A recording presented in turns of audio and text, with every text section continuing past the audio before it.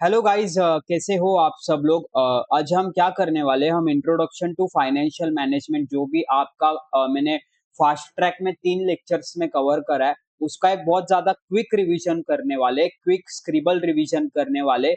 इसको इग्नोर करना, ये वायर मैंने कनेक्ट किया मेरे माइक को, चार्जिंग लो थी इसलिए। तो यहाँ पे हम रिवीजन करने वाले फटाफट इस चैप्टर का। अगर मैं दोस्तों यहाँ पे बात करता हूँ तो हम कर रहे हैं इंट्रोडक्शन टू फाइनेंशियल मैनेजमेंट जो आपका चैप्टर है। इस पे खाली एमसीक्यू ही आ सकते हैं, मान लो एक एक से 2 मार्क्स के, और एक आधा आपको थियरी क्वेश्चन पूछ लेगा। इसका हम करने वाले एक स्क्रिबल वे में क्विक रिवीजन। ओके, तो यहाँ पे अगर मैं सबसे पहले कंसेप्ट की बात करता हूँ तो हमने ये देखा था कि आप बिजनेस में कौन से डिसीजन लेते हो। तो आप एसेट रिलेटेड 2 डिसीजन लेते हो। ओके, आप एसेट्स रिलेटेड 2 डिसीजन लेते हो कि एक तो मैंने कौन से टाइप के एसेट बाय करना चाहिए, मैंने फिक्स एसेट कौन सी बाय करना चाहिए, करंट एसेट में कितना डालना चाहिए, एंड आपका इन्वेस्टमेंट अमाउंट कितना होना चाहिए। तो आप एसेट रिलेटेड 2 चीजें देखते हो। देन उसके बाद आप ये देखते हो कि इन सबका पैसा कहाँ कहाँ से आएगा, मतलब अर्थात आप फाइनेंसिंग कहाँ से करेंगे। देन उसके बाद अगर मैं कंसेप्ट नंबर बी की बात करता हूँ तो there are 2 aspects of financial management. अगर मैं एस्पेक्ट्स की बात करता हूँ तो एक एस्पेक्ट है आपका प्रोक्योरमेंट ऑफ फंड्स, कि आपको पैसा कहाँ कहाँ से लाना है, एंड वो लाया हुआ पैसा आपको कहाँ पे यूटिलाइज करना है, मतलब that is utilization of funds. अगर मैं बात करता हूँ एफएम में, तो एफएम में there are 3 major decisions, and ये 3 मेजर डिसीजंस पे ही आपका पूरा सिलेबस रिलाई करता है। तो उसकी मेमोरी टेक्निक मैंने दी थी FID लॉजिकल। अगर मैं बात करूं तो इसका अर्थ होता है F is for financing decision, I is for investment decision, and D is for distribute decision, that is dividend decision. तो अगर मैं फाइनेंसिंग डिसीजन की बात करता हूं तो इसमें मेरे सिलेबस में एक चैप्टर है कॉस्ट ऑफ कैपिटल, एक चैप्टर है कैपिटल स्ट्रक्चर, एक चैप्टर है मेरा फाइनेंसिंग डिसीजन लिवरेज करके, और एक चैप्टर होता है मेरा सोर्सेस ऑफ फाइनेंस, एंड एक चैप्टर है मेरा वर्किंग कैपिटल मैनेजमेंट का फाइनेंसिंग। देन इन्वेस्टमेंट डिसीजंस में मेरे पास एक ही चैप्टर है that is capital budgeting for fixed assets, and for current assets you will do working capital management. And dividend decisions के लिए सिर्फ एक ही चैप्टर है दैट इज डिविडेंड डिसीजंस। अब यहाँ पे अगर मैं बात करता हूँ फाइनेंसिंग डिसीजन होता क्या है कि आपको पैसा कहाँ से लाना है, सबसे पहला पैसे कहाँ से लाना है, कितना लाना है, कौन से प्रोपोर्शन में लाना है, पैसों से रिलेटेड जितने भी चीजें या फाइनेंसिंग डिसीजन में देखेंगे regarding procurement. Okay, regarding procurement and control also. Why control? क्योंकि लिवरेज में आप कंट्रोल पे फोकस करते हो। एक है आपका इन्वेस्टमेंट डिसीजन, एक यानी कि ये आपका यूटिलाइजेशन के एस्पेक्ट्स पे फोकस है कि आपने कौन से फिक्स एसेट में पैसे डालना चाहिए, कितना डालना चाहिए, कौन से करंट एसेट में पैसे डालना चाहिए, कितना डालना चाहिए। एंड एक है आपका डिविडेंड डिसीजन कि आपने प्रॉफिट को कितना डिस्ट्रीब्यूट करना चाहिए एंड कितना रिटेन करना चाहिए। एग्जाम्पल देता हूं, अगर 100 रुपए का प्रॉफिट है तो मैंने 20 रुपए डिस्ट्रीब्यूट करना चाहिए, 80 रुपीज री इन्वेस्ट करना चाहिए। This can be one of the decision यहाँ पे। देन उसके बाद मैंने आपको एक कंसेप्ट पढ़ाया था कि मैं जब फिक्स कॉस्ट की बात करता हूँ ना, तो वो हमेशा फिक्स नहीं होता, ये से कहा जाता है, पर उसको फिक्स्ड हम क्यों बोलते हैं, क्योंकि उसका नेचर फिक्स्ड है। मतलब चाहे आपका बिजनेस चले या ना चले, आपको ये कंपलसरी पे करना ही करना है। पर in terms of totality it should not be always same. तो अगर मान लो ईयर 1 में मैंने रेंट दिया 5,000 रुपए, ईयर 2 में मैंने रेंट दिया 5,500 रुपए, ईयर 3 में रेंट दिया 6,000। तो अब ये आपका फिक्स कॉस्ट है, सेमी वेरिएबल कॉस्ट है या वेरिएबल कॉस्ट है? वेरिएबल कॉस्ट नहीं है, सेमी वेरिएबल कॉस्ट भी नहीं है, ये आपका होता है फिक्स्ड कॉस्ट। पर जो बच्चा ये प्रिंसिपल पे जाता है that fixed cost in total should be same, तो वो गधा इसको सेमी वेरिएबल कॉस्ट बोलेगा, क्योंकि 5,000 is not equal to 5,500 and 5,500 is not equal to 6,000। बेटा यहाँ पे हम बात कर रहे हैं फिक्स्ड क्यों है, क्योंकि आपको कंपलसरी पे करना है। It is expressed in terms of leverage, मतलब रिस्क।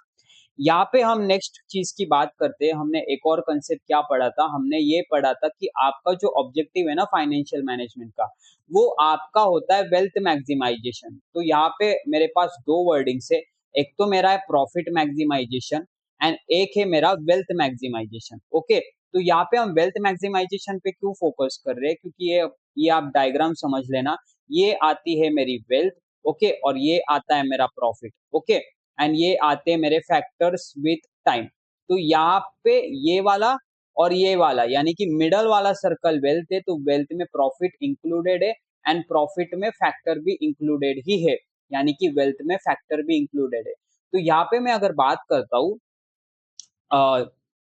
वेल्थ मैक्सिमाइजेशन की, तो I will give you an example और हम देखेंगे कि profit maximization and wealth maximization में क्या डिफरेंस है।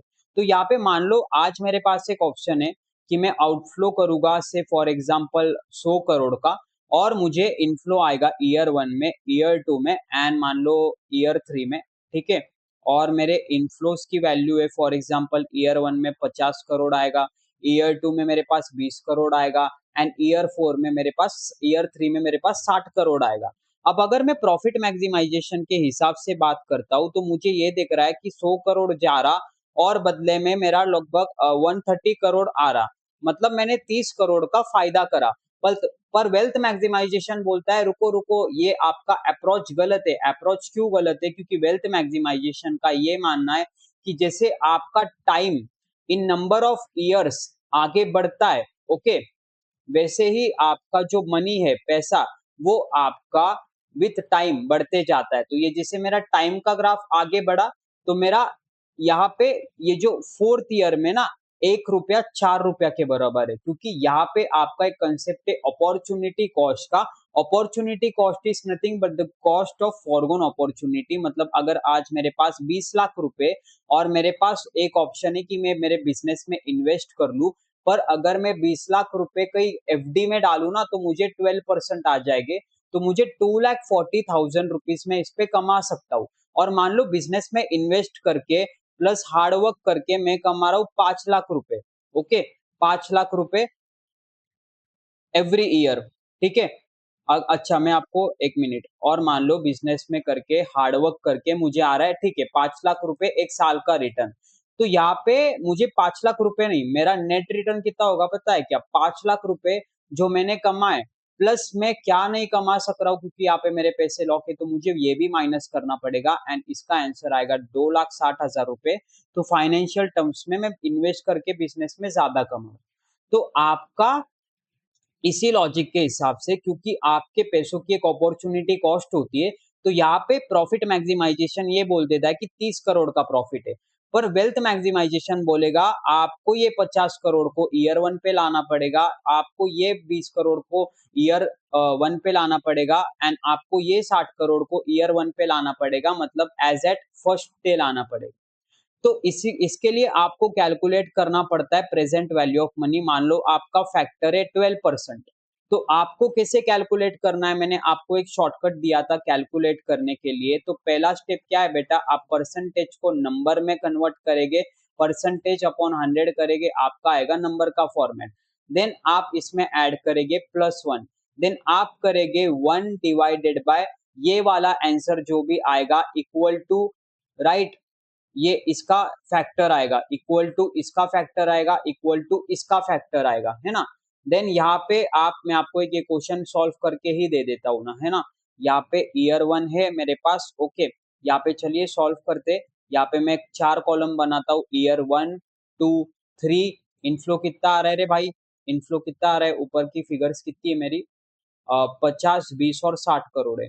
तो यहाँ पे 50 करोड़ है, 20 करोड़ है, 60 करोड़ है ना। इन सीआर है, ये फिगर इन सीआर है। अब यहाँ पे मैं अगर बात करता हूँ, फुल स्क्रीन करना है, यहाँ पे मैं डिस्काउंटिंग फैक्टर मुझे चाहिए, मैंने रेट कितना पकड़ा था, मान लो 12%।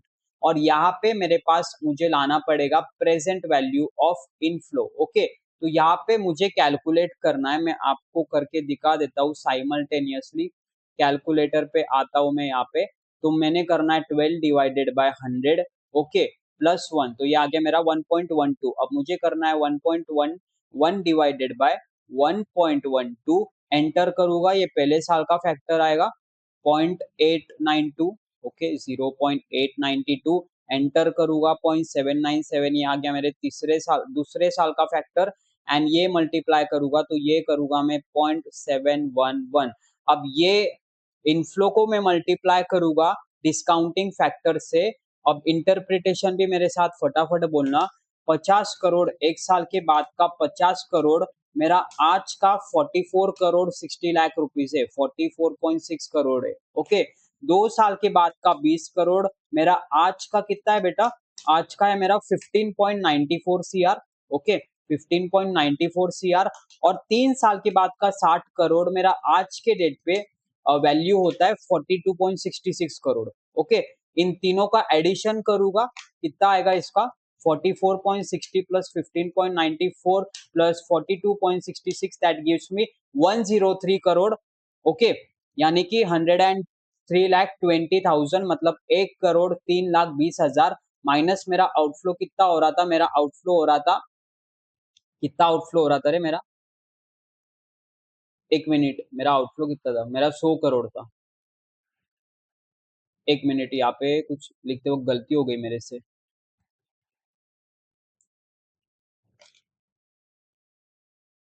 हाँ, तो ये 103 करोड़ हो गया, तो 103 करोड़। ओके, माइनस आपका आउटफ्लो है 100 करोड़, तो आपका बेनिफिट हो गया 3 करोड़ का। तो जहाँ पे प्रॉफिट मैक्सिमाइजेशन पहले आपको दिखा रहा था कि 30,000 करोड़ का प्रॉफिट है, आपका टाइम वैल्यू ऑफ मनी बोलता है कि 30 करोड़ नहीं, आपको सिर्फ 3 करोड़ का ही इनफ्लो है। तो ये होता है difference between profit maximization and wealth maximisation.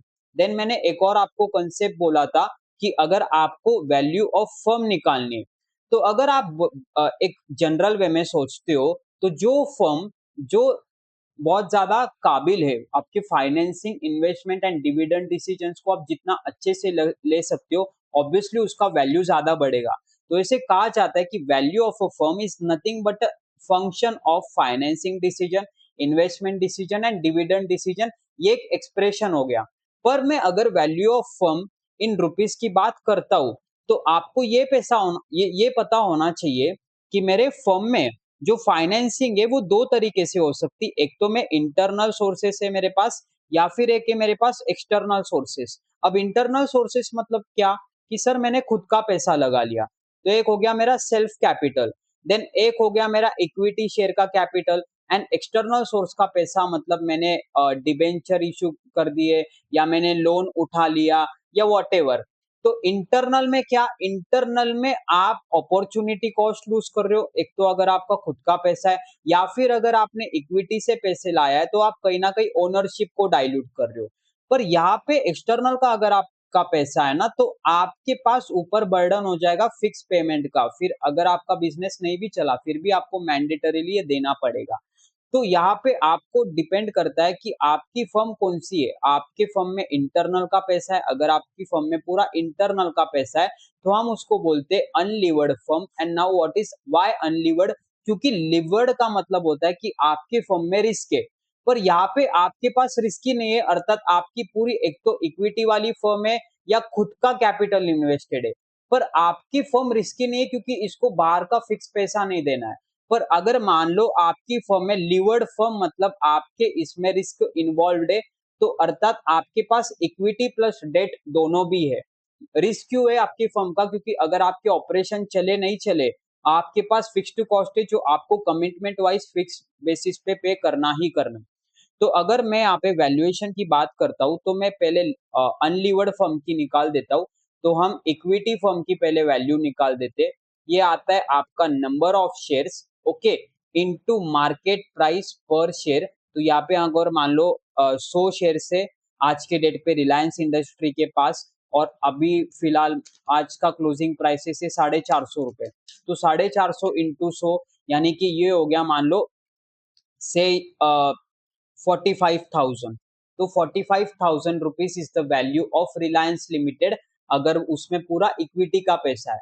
पर मान लो अगर आपकी लीवर्ड फर्म है ना, मान लो अगर आपकी लीवर्ड फर्म है, तो आपके पास है वैल्यू ऑफ इक्विटी। तो वैल्यू ऑफ इक्विटी कैसे आएगा, आपका number of share into market price पर शेयर, यानी कि अपन ने जो अनलीवर्ड का वैल्यू निकाला, प्लस इसमें ऐड करना पड़ेगा आपको वैल्यू ऑफ डेट जो आपको दिया रहेगा।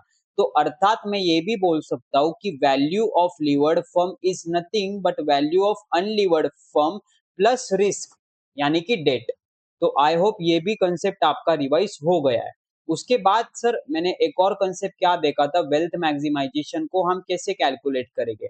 मैंने वैसे आपको एक एग्जांपल के साथ दिखाई दिया है, पर इसको मैथमेटिकली भी एक्सप्रेस कर दूंगा। अगर मैं प्रॉफिट मैक्सिमाइजेशन की बात करता हूं तो मुझे कितने का बेनिफिट हुआ, जैसे ऊपर वाले एग्जांपल में मुझे 130 करोड़ आए, पर उसके लिए मेरा कितना पैसा लगा कॉस्ट, तो वो था 100 करोड़। तो प्रॉफिट कितना हुआ मेरा, तो प्रॉफिट हुआ मेरा 30 करोड़ का। पर यहाँ पे मैंने वेल्थ मैक्सिमाइजेशन में क्या किया था, मैंने टाइम वैल्यू ऑफ मनी को यूज किया था। मतलब मैंने क्या किया, मैंने वैल्यू बेनिफिट के वैल्यू को प्रेजेंट पे लाया, मतलब मैंने प्रेजेंट वैल्यू ऑफ बेनिफिट को कैलकुलेट किया, तो वो कितना आया 103 करोड़। पर उसके लिए कॉस्ट कितनी लगी मेरी, उसके लिए जो मेरा कॉस्ट लगा है ना, वो कॉस्ट लगा है 100 करोड़। तो वेल्थ मैक्सिमाइजेशन के हिसाब से वो खाली 3 करोड़ ही हो गया, है ना। तो यहाँ पे ये कंसेप्ट भी आपका क्लियर हो गया इसी के साथ। फिर मैंने आपको कुछ ट्रिक दी थी कैलकुलेटर पे, क्या है, जब आप प्रेजेंट वैल्यू को कैलकुलेट करेंगे और आपको मान लो इनफ्लो कांस्टेंट दिया है, तो आपको मेमोरी प्लस वाली टेक्निक यूज करना पड़ेगा। आप कैसे करेंगे, आप 1 डिवाइडेड बाय 1.1 इक्वल टू करेंगे, और मान लो 4 ईयर्स से, now n is equal to 4 years, तो 4 बार मेमोरी प्लस एक थर्ड टाइम, है ना। तो जितना n उतना मेमोरी प्लस, एंड एंड में आपको करना पड़ेगा मेमोरी रिकॉल। एंड ये जो मेमोरी रिकॉल का आंसर आएगा इनटू फर्स्ट डे का आउटफ्लो आपको मल्टीप्लाई करना पड़ेगा, आपका वैल्यू आएगा present value of investment. Then उसी के साथ साथ मैंने एक और आपको ट्रिक बताई थी कि अगर फ्यूचर वैल्यू आपको कैलकुलेट करना है, सिमिलर तरीके से वहां पे आपको 1.1 इंटू करना पड़ेगा, इक्वल टू एन जितना भी दिया रहेगा उतनी बार memory plus, then memory recall का बटन दबाएंगे, इनटू आपका इन्वेस्टमेंट अमाउंट आपका आएगा उसका फ्यूचर वैल्यू। अब डिफरेंस क्या था present value versus future value में, अब यहाँ पे ध्यान से समझना डिफरेंस क्या था। प्रेजेंट वैल्यू में यहाँ पे मैंने आपको बताया था कि परसेंटेज को नंबर फॉर्मेट में लेके आना, फ्यूचर वैल्यू में भी प्रेजेंट परसेंट को नंबर फॉर्मेट में कन्वर्ट करना होता है। देन यहाँ पे आप इसमें ऐड करेंगे +1, इसमें भी ऐड करेंगे +1, इसमें देन आप क्या करेंगे, आप करेंगे डिवाइड बाय, ओके, आप करेंगे 1 डिवाइडेड बाय आपका जो भी सेकेंड स्टेज पे आंसर आ रहा है, मान लो आपका 10% दिया है, तो 10 डिवाइडेड बाय 100 आपका आता है 0.10, 1.1, है ना, 1.1 +1 ऐड करके, एंड 1 डिवाइडेड बाय आपको करना पड़ेगा 1.1। पर यहाँ पे आपको क्या करना है पता है, यहाँ पे आपको करना पड़ेगा, यहाँ पे +1 किया, तो यहाँ पे देखो 1, यहाँ पे हो गया 10 डिवाइडेड बाय 100, ये हो गया 0.1। अब मुझे करना है 1.1, देन अब मुझे करना पड़ेगा 1.1 मल्टीप्लाई बाय इक्वल टू, ठीक है। फिर यहाँ पे आपको 4 स्टेज पे आप क्या करेंगे, अगर मान लो आपका इनफ्लो कांस्टेंट है तो आपको मेमोरी प्लस का टेक्निक यूज करना है, पर अगर आपका इनफ्लो डिफरेंट है तो आपको एवरी ईयर कैलकुलेट करना पड़ेगा, ओके, एवरी ईयर का कैलकुलेट करना पड़ेगा, इनटू इनफ्लो का amount memory plus, okay, year 2 into inflow का amount memory plus. For example 4 साल है तो ईयर 3 का भी सेम, ईयर 4 का भी सेम, एंड मेमोरी रिकॉल करेंगे आपकी डायरेक्टली प्रेजेंट वैल्यू ही आएगी। And same goes for the future value as well. मान लो आपको यहाँ पे कांस्टेंट दिया है इन्वेस्टमेंट अमाउंट, तो आप करेंगे 1.1 equal to m plus till n, and आप करेंगे memory recall into investment amount. पर अगर आपको इन्वेस्टमेंट अमाउंट अलग अलग दे रखी है तो आपको एवरी ईयर कैलकुलेट करना पड़ेगा, कैसे, for example 1.1 into equal to करूंगा मैं, इनटू में करूंगा, फॉर एग्जांपल 10 लाख मेरा पहले साल पे जा रहा है, मेमोरी प्लस अगले साल 20 लाख रुपए जा रहा है, memory plus year 3 memory plus, and memory recall will give me future value. अब यहाँ पे कंसेप्ट क्या है, present value and future value में। तो प्रेजेंट वैल्यू पे आप क्या कर रहे हो, एज एट 0 डे पे ईयर 1, ईयर 2, ईयर 3 के वैल्यू को यहाँ पे लेके आ रहे हो, ओके। मतलब आप क्या कर रहे हो, आप फ्यूचर वैल्यू को प्रेजेंट पे लेके आ रहे हो, पर आप फ्यूचर वैल्यू में इसका ऑपोजिट करते हो। आप फ्यूचर वैल्यू में क्या कर रहे हो, आप यहाँ पे मान लो आपके पास आज का पैसा जा रहा है 10 लाख रुपए, तो 10 लाख एक साल बाद कितना होगा, 2 साल बाद इसकी वैल्यू क्या होगी एंड 3 साल बाद इसकी वैल्यू क्या होगी। मैं देख लेता हूँ कितना शूट किया है मैंने। Hello hello, okay. ये 30 मिनट्स में अपना हो जाना चाहिए। तो यहाँ पे मैं एक चलो एक एग्जांपल भी दे देता हूँ वापस, इसका एक एग्जांपल देता हूँ मैं कि फॉर एग्जांपल मान लो मेरा रेट ऑफ इंटरेस्ट है 10%। ओके, मैं प्रेजेंट वैल्यू फ्यूचर वैल्यू दोनों अभी कंपेयर करके दिखाता। यहाँ पे ईयर 1 है, ईयर 2 है, ईयर 3 है। पहले हम क्या करेंगे, हम मान लो यहाँ पे ये 100 है, यहाँ पे 200 है एंड यहाँ पे 300 है, ठीक है। और रेट है मेरा 10%। ओके, अब यहाँ पे मैं इसको प्रेजेंट वैल्यू पे लेके आऊंगा, तो मैं कैलकुलेट कर लेता हूँ कैलकुलेटर पे। आप भी करना। 1.1 डिवाइडेड बाय 1.1 करना। ओके, मल्टीप्लाई करना पहले 100 से, ठीक है। फिर 200 को मल्टीप्लाई करना सेकेंड ईयर के फैक्टर से एंड थर्ड को मल्टीप्लाई करना थर्ड ईयर के फैक्टर से। आपका आना चाहिए आंसर 481.40 रुपीज, ठीक है। 481.40 रुपीज। अच्छा, मुझे अब यहाँ पे आपको दोनों चीजें दिखानी ना, तो 100 का कितना आंसर आया था रिस्पेक्टिव, तो 100 का आया था 0.909 के हिसाब से 90.9 समथिंग आया था। 90.90 रुपीज पकड़ लेता हूँ, ठीक है। इसका कितना था 200 इंटू 0.826 का आंसर था 165.20। ओके, एंड इसका कितना आंसर था थर्ड का, थर्ड का कितना आंसर था मेरा 0.751 इंटू मेरा कितना है यहाँ पे इनफ्लो का वैल्यू 300 रुपए, तो यहाँ पे आएगा मेरा 225.30 रुपीज। ओके, अब यहाँ पे ये एज एट टुडे, अब मैं इसको फ्यूचर पे लेके जाता हूँ। ओके, इसको ईयर 2 पे लेके जाता हूँ एंड इसको ईयर 3 पे लेके जाता हूँ। तो आपका आंसर आना चाहिए इसका 100, इसका आना चाहिए 200 एंड इसका आना चाहिए 300। तो अब ये फ्यूचर वैल्यू को मैं क्या करता हूँ, रेड पेन से कर रहा हूँ। कैसे करना है मुझे, यहाँ पे सिंपली 1.1, अब फ्यूचर निकाल रहा हूँ तो मल्टीप्लाई करना है। मल्टीप्लाई करके पहला मेरा आंसर आ रहा है कितना 1.21। सेकेंड ईयर का आंसर आ रहा है मेरा 1.331। ओके, यहाँ पे राउंडिंग ऑफ डिफरेंसेस हो सकते हैं एंड थर्ड ईयर का आंसर आ रहा है मेरा 1.4641। तो यहाँ पे मैं दिस इंटू दिस करूंगा, मेरा सेम आंसर आने वाला है। तो मैं करता हूँ 90.90 करता हूँ मैं 90.90 इंटू 1.21 करता हूँ, तो मेरा आंसर आ रहा है 109 something. Okay, rounding off differences है। 165.20 इंटू में 1.331 करता हूँ, तो मेरा आंसर आता है लगभग 220 रुपीज। ओके, एंड 225.30 इंटू में 1.46 करता हूँ, तो ये आंसर आ रहा है मेरा 328। अभी ये डिफरेंसेस क्यों आ रहे हैं बेटा, क्योंकि यहाँ पे थोड़ा सा पॉइंट का इश्यू हो जाता है कैलकुलेटर में। पर आपका बोलना क्या है मुझे कि आप प्रेजेंट वैल्यू में क्या करते हो, आप फ्यूचर के वैल्यू को प्रेजेंट पे ले आते हो और आप फ्यूचर वैल्यू में क्या करेंगे, यही प्रेजेंट को आप फ्यूचर पे वापस लेके जाएंगे। तो this is nothing but the difference between your present value and your future value. तो आई होप अभी इसी के साथ आपका ये पूरा टॉपिक का एक बहुत अच्छे से हमने पूरा रिवाइज कर दिया इसको। एक कंसेप्ट मेरा छोटा छोटा वाला इवोल्यूशन ऑफ फाइनेंशियल मैनेजमेंट, कि फाइनेंशियल मैनेजमेंट कैसे इवॉल्व होते आया है। तो सबसे पहले इसका एक ट्रेडिशनल फेज था। ओके, ट्रेडिशनल फेज में आप सिर्फ स्पेशल इवेंट जैसे मर्जर एक्विजिशन, वही टाइम पे आप फाइनेंशियल मैनेजमेंट को यूज करते थे। देन अभी जो चल रहा है बेटा वो है आपका ट्रांजिशनल फेज, जो एमसीक्यू में पूछ सकता है कि अभी कौन सा फेज चालू है। तो ट्रांजिशनल में आप डे टू डे ऑपरेशंस पे फोकस्ड होते हो, फिक्स एसेट में कितना पैसा होना चाहिए, करंट एसेट में कितना पैसा होना चाहिए, वर्किंग कैपिटल कितना होना चाहिए, डे टू डे ऑपरेशंस पे फोकस है। एंड मॉडर्न क्या है, मॉडर्न में आप कर रहे हो ट्रांजिशनल, मतलब आप डे टू डे चीजों पे तो फोकस कर ही रहे हो, प्लस आप फ्यूचर प्रोजेक्शंस भी लगा रहे हो। तो आपके तीन फेजेस है, एक है आपका ट्रेडिशनल, एक है आपका ट्रांजिशनल एंड एक है आपका मॉडर्न फेज। तो इसी के साथ साथ हम चैप्टर नंबर 1 का एक डिटेल रिवीजन कंक्लूड कर देते हैं। Thank you.